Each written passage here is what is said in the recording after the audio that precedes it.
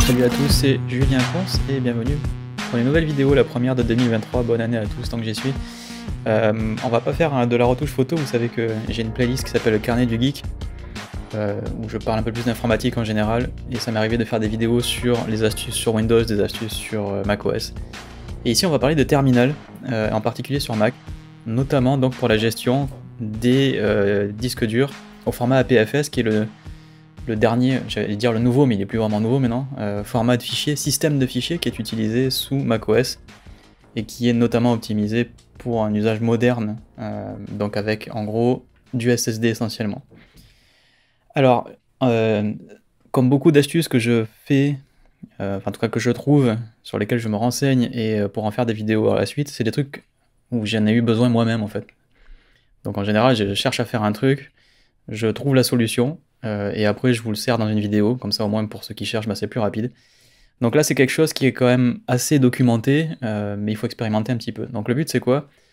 C'est de pouvoir manipuler, c'est-à-dire monter, démonter des disques APFS, et notamment des disques APFS scriptés, en ligne de commande. L'intérêt c'est quoi? C'est qu'on peut le faire du coup à distance. Donc comme vous le savez, macOS c'est quand même une grosse base de BSD en l'occurrence, donc clone proche Unix.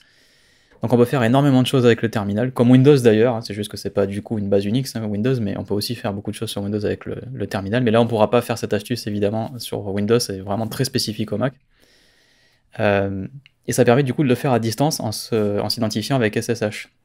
Donc quand vous allez dans les préférences, moi mon but, alors je vous explique du coup mon but, c'est que j'ai un petit Mac mini, M1, donc vraiment l'entrée de gamme, le truc le plus petit, le moins cher, qui me sert en gros de serveur. Sur lequel je branche beaucoup de disques durs, donc il a quand même une connectique sympa, il y a deux ports USB 3 type A et il y a deux ports Thunderbolt.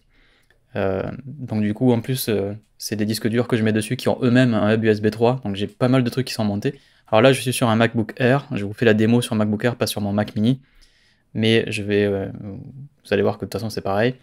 Et donc le but c'est que quand je suis ailleurs, je peux m'identifier sur mon Mac mini à distance et faire des manips sur des fichiers, sur mes sauvegardes, démonter des disques durs, rebrancher des disques durs, alors pas physiquement bien sûr, mais les démonter, les remonter au niveau des partitions, histoire qu'ils ne soient pas tous branchés en permanence, ou en tout cas qu'ils ne soient pas tous accessibles par le système en permanence, ce qui peut poser un des problèmes de sécurité, et deux, si jamais quelque chose tourne mal, si jamais je fais une connerie, si jamais je fais une mauvaise manip, et que j'ai toutes mes partitions montées, je peux évidemment causer des dégâts. Donc c'est quand même une bonne pratique de ne pas laisser tout le temps toutes ces partitions montées en permanence. Et si jamais vous imaginez vous avez un virus ou une attaque, bref, vous allez dire que je suis un peu mégalo, sur Mac il n'y a jamais de virus, mais détrompez-vous, il y en a autant que sur les autres, c'est juste pas les mêmes. Donc on va regarder plusieurs trucs. Donc déjà on va regarder ce qu'on appelle utilitaire de disque. Donc utilitaire de disque, donc c'est disque utile. Donc ce truc-là vous affiche tous les disques qui sont connectés. Donc ici, on voit qu'on a deux familles, interne et externe. Donc j'ai un disque interne, forcément, c'est mon SSD. Donc ici, c'est un SSD de 1 Tera. Et j'ai deux petits Samsung, un T5 et un T7, qui sont vraiment des tout petits SSD, qui sont vraiment devenus accessibles maintenant. C'est beaucoup moins cher que ce que c'était au début. Et donc j'ai chopé, par exemple, en promo, un SSD 2 Tera, je crois pour 160 €. Et qui a en plus ici des débits proches de 800 mégasecondes, donc c'est quand même vraiment pas mal, et un vieux T5 que j'ai acheté je crois en 2017 de 1 Tera, que j'avais payé 400 € à l'époque, c'était pour vous dire à quel point on a fait du chemin, et qui est toujours aussi rapide, mais c'était plus du 550 mégasecondes. Bref, ce 1 Tera il est monté, on le voit ici, il est sur le bureau, hein, un TB external, et il me sert de Time Machine. Donc comme j'ai un 1 Tera sur mon MacBook Air, et bien j'ai 1 Tera de Time Machine, ce qui fait que si jamais j'ai un problème, j'ai une sauvegarde de ma machine sur Time Machine avec un SSD. Alors pourquoi sur SSD? Il se trouve que avant j'avais un disque dur à plateau, donc mécanique, et quand j'ai reçu mon nouveau Mac, j'ai dû donc restaurer mon Time Machine pour récupérer tous mes fichiers en place et tout, donc c'est super cool, ça marche super bien. C'est d'ailleurs un truc qui manque un peu sur Windows, un système bien géré par le système, qui permet de restaurer une machine en changeant ou après un crash. Les équivalents sur Windows sont vraiment pas au niveau de ce que fait Apple avec Time Machine. Et comme vous le savez, j'ai les deux. Hein. Là, j'ai un PC qui est branché. Vous voyez, il y a trois volumes qui sont branchés en réseau sur mon PC. Donc j'ai pas fait de choix, il y a des trucs très bien sur Windows et sur Mac. Comme je dis à chaque fois, j'ai pas choisi de religion, mais vraiment pour la sauvegarde au jour le jour du système, j'entends, c'est pas mal. Alors pour ceux qui se demandent, petit aparté, sur PC, j'ai aussi un système de sauvegarde, mais qui est moins automatisé et qui est avec un logiciel tiers qui s'appelle AOMEI, technicien, je sais plus quoi, technician, un truc impossible à prononcer, donc c'est AOMEI l'éditeur, qui fait une image du système et que je peux restaurer à tout moment. Donc c'est pas fait tous les jours, on peut le faire incrémental, on peut le programmer pour que ça se fasse tout seul. Donc en gros c'est un équivalent de Time Machine, sauf que c'est pas fait par Microsoft. Il faut acheter un logiciel supplémentaire, c'est un peu con. Et surtout c'est plus cher du coup, puisque Time Machine est gratuit, c'est fourni avec macOS. Mais sur Windows ça existe, il y en a plein qui le font, et AOMEI, moi ça m'a déjà sauvé. Vous pouvez aussi transférer des systèmes d'une machine à l'autre sans réinstaller Windows, il s'occupe de réinitialiser les drivers du chipset et ça marche très bien. Et contrairement à ce qu'on pense, Windows ne va pas moins vite quand on ne fait pas une installation fraîche. J'ai déjà changé de machine complètement, récupéré mon installation de Windows, on démarre sur une clé USB avec le truc d'AOMEI, on lui dit où est-ce qu'il va chercher l'archive qu'on a faite, en gros le Time Machine de Windows si vous préférez, et il met à jour, il réinstalle tout et on redémarre Windows et il n'y a plus qu'à mettre les nouveaux drivers et tout marche. Donc franchement c'est super bien fait, c'est juste que c'est pas prévu. Donc là j'ai ce 1 Tera qui me sert à ça et j'ai ce 2 Tera donc qui n'est pas monté. Donc le truc c'est que ça c'est dans l'interface graphique, donc c'est génial, on est content, mais là je suis sur la machine en fait. Qu'est-ce qui se passe si je veux monter, par exemple, imaginez que j'ai un T7 qui est monté sur mon Mac mini là, et j'ai pas le Mac mini sous les yeux, parce qu'il est à distance. Quand je suis en vacances ou quand je suis en déplacement, j'ai besoin d'accéder à un truc en urgence, et comment je fais? Donc là on va le faire en local, je vais en fait monter ce 2 Tera qui n'est pas sur mon Mac mini, qui est sur mon MacBook Air, mais la manip est la même, hein, évidemment. Alors qu'est-ce que ça va changer? Donc ici j'ouvre le terminal. Donc ça changerait que avant de faire les manips que je vais vous montrer, il faudrait se loguer sur mon Mac mini. Donc par exemple, tapez SSH-L, votre identifiant, votre adresse IP-P, le port, qui est en général le port 22 par défaut. Voilà, ici vous faites entrer, et vous n'avez plus qu'à taper votre mot de passe, et hop, du coup le terminal exécutera les commandes sur le Mac mini à distance. C'est pas des commandes qui vont s'exécuter en local et qui vont viser des trucs à distance, et vous êtes dans la machine à distance, comme si vous étiez devant le poste en fait. Donc une fois que je suis identifié, je peux maintenant faire une commande pour lister les disques durs à distance. Donc on va dire disque utile APFS, list. Et là, boum, je me retrouve avec, alors je vais vous mettre ça en plein écran, je me retrouve avec la liste de tout ce qui est sur le système. Alors, vous voyez que c'est un peu difficile à lire, mais en réalité c'est assez bien présenté. On a ce qu'on appelle des conteneurs, et on a ensuite le nom du disque qui est affiché. Donc ici vous avez name, vous avez l'identifiant qui est très important, c'est-à-dire pour ceux qui ont fait un peu Linux, sur quelle branche il a été nommé. Donc c'est /dev/ et ensuite vous avez le nom du disque, et ça vous donne évidemment la capacité qui a été consommée, etc. Et en gros ça c'est exactement les mêmes informations que ce qu'on a dans l'utilitaire de disque. Vous voyez ici on a le conteneur disque 3, si par exemple on remonte ici, c'est bien le disque 3 qui est celui du système. On va ensuite à l'intérieur trouver volume Macintosh HD, donc il est bien ici, et ensuite on va avoir, quand on clique dessus, les mêmes données, y compris d'ailleurs pour les partitions cachées. On va pas en parler ici. Alors juste pour avoir un peu plus de détails sur la version graphique, dans présentation il faut penser à mettre afficher tous les appareils. Si j'ai pas ça, du coup il y a une vision simplifiée qui vous empêche de faire certaines choses. Afficher uniquement les volumes, voilà, d'habitude il y a ça par défaut. Donc on peut pas faire certaines choses, notamment formater en crypté.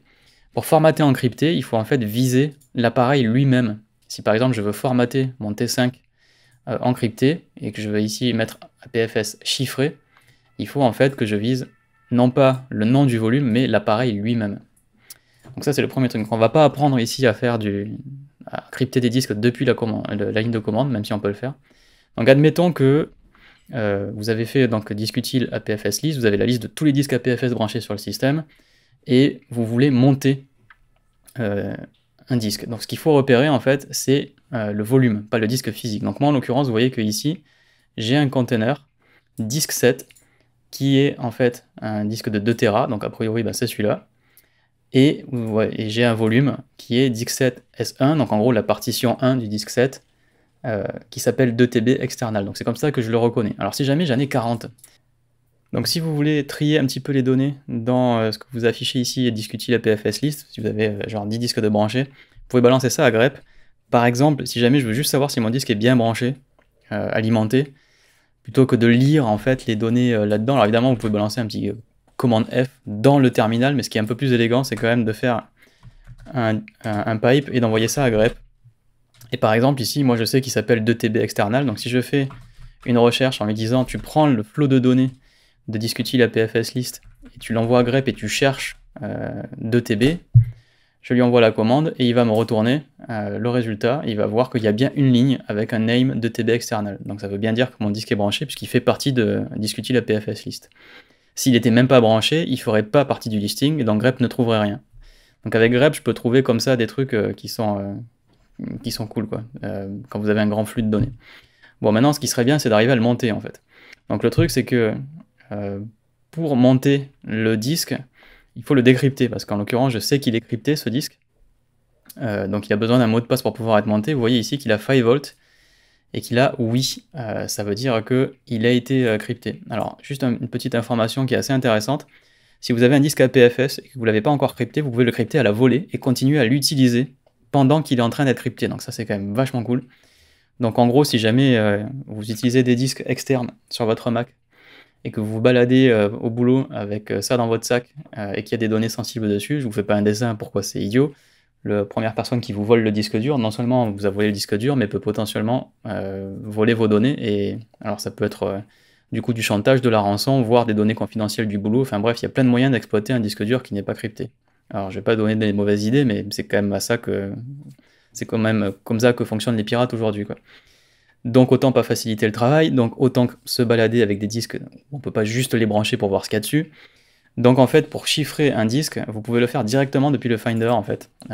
C'est un truc que pas grand monde connaît. Quand vous faites un clic droit sur un disque APFS, vous avez ici une option chiffrée qui apparaît. Alors moi, elle apparaît pas parce qu'il est déjà chiffré, mais ici, vous pouvez cliquer sur chiffrer. Donc on va le monter, ce disque de 2 Tera, et on peut le faire donc avec la ligne de commande, évidemment. Donc on va taper disque utile, on va taper APFS, et on va lui dire unlock volume, et là, il faut qu'on lui dise lequel c'est. Et lequel c'est, ben c'est celui-là, APFS volume disque, et on voit qu'on est disque 7 S1, et donc on lui dit dev / disque 7 S1. On tape entrée, il nous demande le mot de passe, alors je vais taper, terminal me demande d'accéder au volume externe, évidemment je lui dis oui, et ben c'est bon. Et vous voyez que maintenant j'ai sur le bureau mon disque dur de 2 Tera avec tous les trucs que j'ai dedans. Donc c'est bien ça, il n'y a pas de problème. Donc maintenant d'ailleurs, juste pour info, si je vais dans le Finder, que je fais un clic droit sur DTB external, vous voyez que j'ai déchiffré. Si jamais je veux le rendre visible, si je veux plus qu'il soit crypté par défaut. Alors, quand vous êtes en train de crypter ou de décrypter un disque APFS, vous pouvez donc le faire comme ça, vous voyez, à la volée, c'est-à-dire et continuer à l'utiliser, pas obligé d'attendre et que le disque soit inaccessible. Vous pouvez même éteindre la machine, la redémarrer, et l'encryption ou la décryption se fera à l'endroit où elle s'était arrêtée. Donc c'est vraiment très très élégant. Sachant que tant que c'est pas arrivé à 100%, le disque est entièrement crypté ou décrypté. C'est-à-dire que tant qu'il n'a pas fini de chiffrer, il est toujours visible en clair. Tant qu'il n'a pas fini de déchiffrer, il est toujours crypté. Ça se fait à mesure. Et vous pouvez voir l'état de la progression quand on fait un disque utile APFS list. C'est-à-dire ici, on a 5 volts, oui ou non.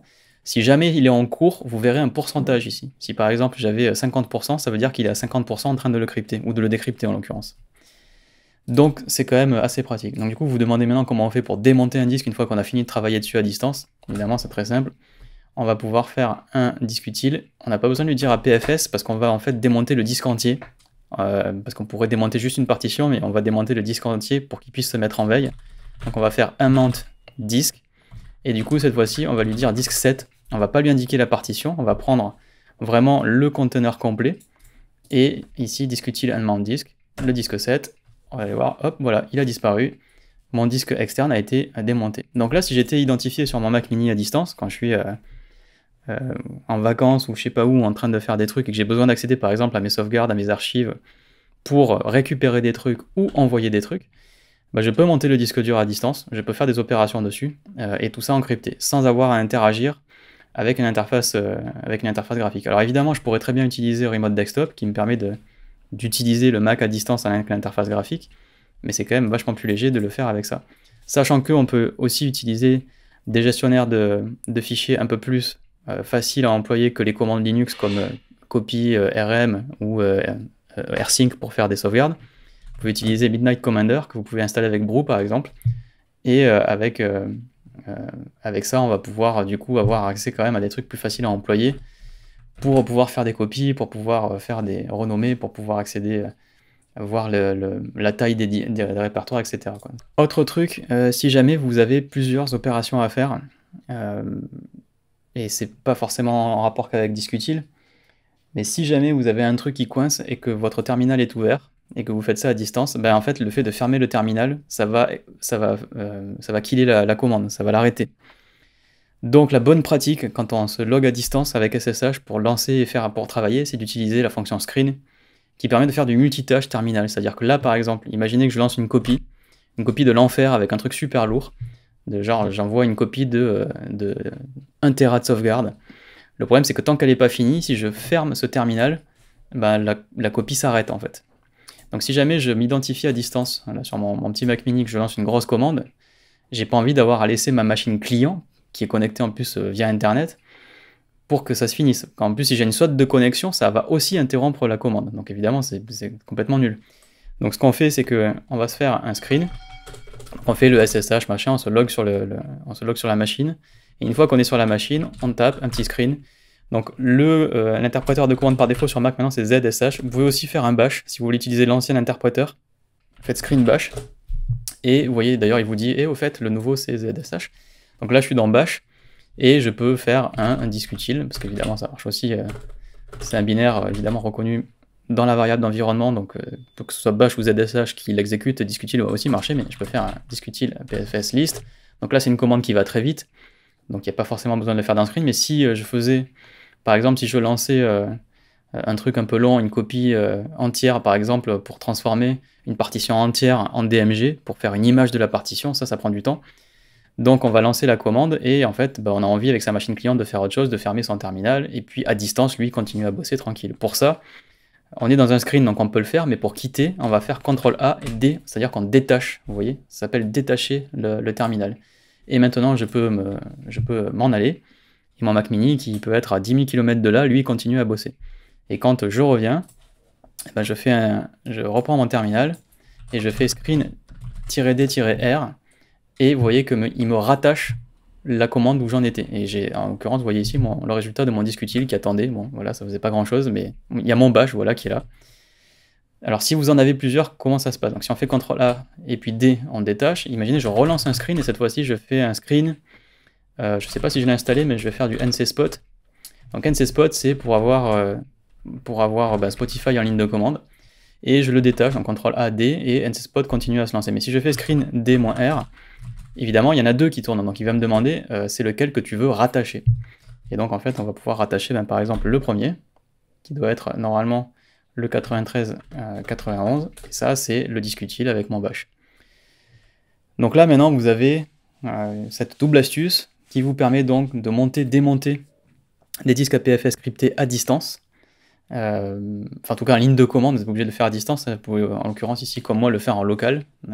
Voilà, donc par exemple, on va le remettre parce que j'en ai besoin de mon disque, y compris pour monter ce tuto. Donc disque utile APFS unlock volume dev disk set S1. Ok, on rentre le mot de passe. Si je me suis pas gouré, hop, ça devrait apparaître ici. Et voilà, on a remonté notre disque et maintenant je peux m'en aller. Donc soit je fais exit et ça va fermer l'écran en terminal, le screen, soit je fais donc CTRL-A, D. Donc c'est pas CTRL-A, CTRL-D, hein, c'est CTRL-A, D. CTRL-A c'est pour envoyer une commande à screen en fait. Mais si je veux le fermer, je peux juste taper exit et je reviens à mon terminal. Donc voilà, pensez bien que si vous exécutez ces trucs à distance, si vous pensez faire des trucs qui sont longs et les exécuter sur une machine distante, pensez bien faire ça dans un screen, sinon la commande est dépendante du terminal dans lequel elle est lancée, donc le terminal ici sur un client. Et donc en gros, imaginez vous êtes dans un cybercafé, vous lancez une sauvegarde sur votre ordi à 3000 km parce que vous êtes en déplacement, ou en vacances, ou en je sais pas quoi, quand vous allez fermer votre ordi, la commande s'interrompt. Donc évidemment, c'était pas le but. Donc pour qu'elle puisse continuer à s'exécuter à distance, il faut qu'elle soit rattachée à un écran, ce qu'on appelle un écran, ici un screen, pour qu'elle puisse continuer à travailler alors même que vous êtes déconnecté de cet écran. Et c'est quand même super pratique, et c'est tout ce que je voulais vous montrer pour aujourd'hui. C'était une petite astuce macOS. En tout cas, merci beaucoup de m'avoir suivi. Évidemment, vous retrouverez très bientôt des nouveaux tutos sur la retouche photo et sur le graphic design, sur les logiciels Adobe et aussi les alternatives. Merci et à très vite.